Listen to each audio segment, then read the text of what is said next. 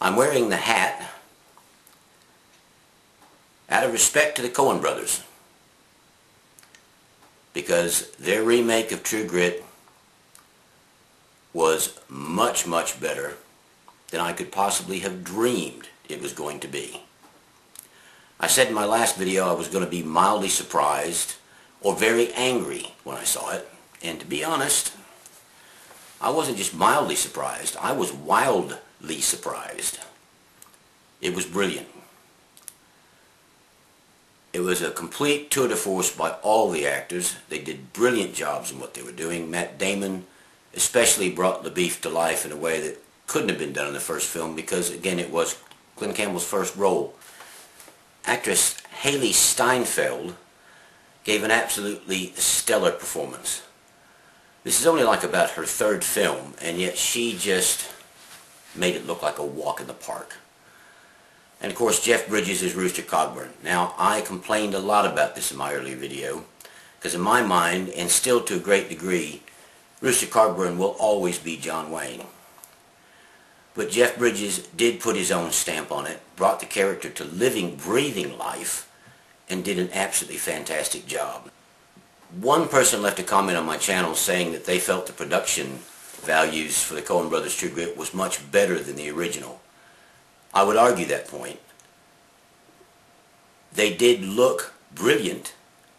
They did try to capture the time period as much as you possibly can in this day and age. One of the things they did do, which I thought was brilliant, was they kept that odd, stilted, I'm going to speak perfect English if it kills me way of speaking that was so prevalent in that time period in the West. Instead of, or a good example is, if somebody asked you a question now you didn't know the answer to, you'd say, I don't know. In those days it would have been, I do not know. Because it was that time period when everyone wanted to speak properly. It really brought a lot to the film. In essence, the Coen brothers captured the comedy that's inherent in the film, that's inherent in the book. They took great huge chunks of the dialogue and kept in. They did lose some scenes, which I was disappointed to see because they are in the book, they were in the original film. The whole thing about, I don't see how you can drink whiskey and play cards and think about all this detective business at the same time, was one of my favorite scenes in the first film. Probably because it led up to the shooting of the rat, which I thought was very funny. Didn't make it into the second film. I know it was touted to be a lot more faithful to the book. I don't really see how they can make that a huge claim, because in essence it's not. The only thing really faithful about it is the ending, where they pretty much took that carbon copy from the book, although they do have one contrived bit in there which is not in the book. And I don't want to tell you what it is because I don't want to spoil it for you. Just the same as they had a contrived ending to the first True Grit that wasn't true to the book. That was not what was important in either film. But the Coen brothers did bring something to the table when they did it. I mean, we're talking about the Coen brothers.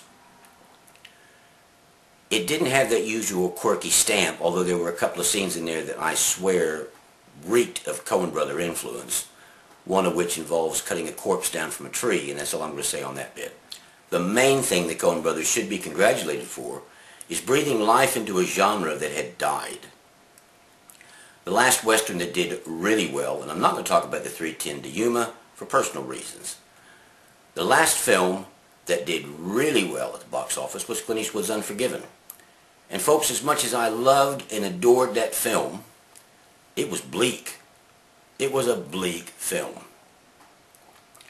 The Coen brothers, in remaking True Grit and doing a damn fine job of it, managed to bring back the westerns that I used to watch when I was a kid. And I had the same thrill sitting in the movie theater watching their version of True Grit that I felt when I sat in the movie theater when I was a kid and watched the first True Grit with John Wayne. I was excited. I got goosebumps in all the right places. I laughed. I even got, and I know I'm old and I'm soppy and I've said it before, I got tears in my eyes at the penultimate fight scene at the end of the film, where Rooster Carpenter goes, "Fill your hands, you son of a bitch." It was just brilliant. I'm getting goosebumps now just thinking about it. They did a fantastic job. And what really struck me the whole time I watched the film were the other people in the cinema audience watching it with me. I really expected to see a bunch of old fuddy-duddies like me sitting there ready to curse or cheer at the film because they were remaking what, to my generation, is an iconic film. I was absolutely gobsmacked to find the cinema was full of young couples, young people, whom I thought would probably deride it a bit, because most young people I know nowadays, this may sound like about 90, most young people I know nowadays don't like Westerns. But that's true, they don't. They will sit there and tell you point blank they don't like Westerns. These people loved it. They cheered, they laughed in the right places, they really got involved with what was going on. So for no other reason, my hat's off the Coen brothers for doing an outstanding job bringing a genre back to life that's been dead for far too long. So fingers crossed, this means A, they might do another one, or B, more likely it will influence other people to make Westerns in the old style. And by old style I mean pre-1970s. By the 1970s the Western had died. They made it psychological. There was one Western I remember watching where no one fired a gun. What kind of Western is that? So in essence, I set corrected. The Coen brothers did a fantastic job remaking it. I had always felt, and still feel maybe just a little tiny bit, that they should have left it alone. It wasn't really old enough to be redone. But then having said that, they did redo it, and they did a spectacular job. If you get a chance, rush down and see it while it's still showing at the cinema. It's a film that deserves cinema experience. It will still be enjoyable on DVD, but please go down and see it while it's out at the film theater. You will enjoy it immensely. And that's me done, except to say, if you saw that at the cinema already, just don't forget this one, which to me is still the most perfect Western ever, and probably the best performance John Wayne ever gave. Give this a go again. Take a walk down memory lane, or if you've never seen it before, pick it up and watch it. It's a great film. If you don't believe me, watch the Coen brothers version, because they are the same film. Great huge hunks of dialogue are exactly the same. Both stand on their own 2 feet. Both films do a brilliant job in bringing Charles Portis's book to life.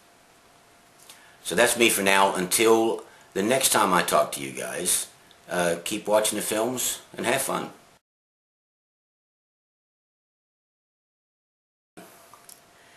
And the reason is breathing life. Let's try that again. They both stand up on their own 2 feet. I lost it completely.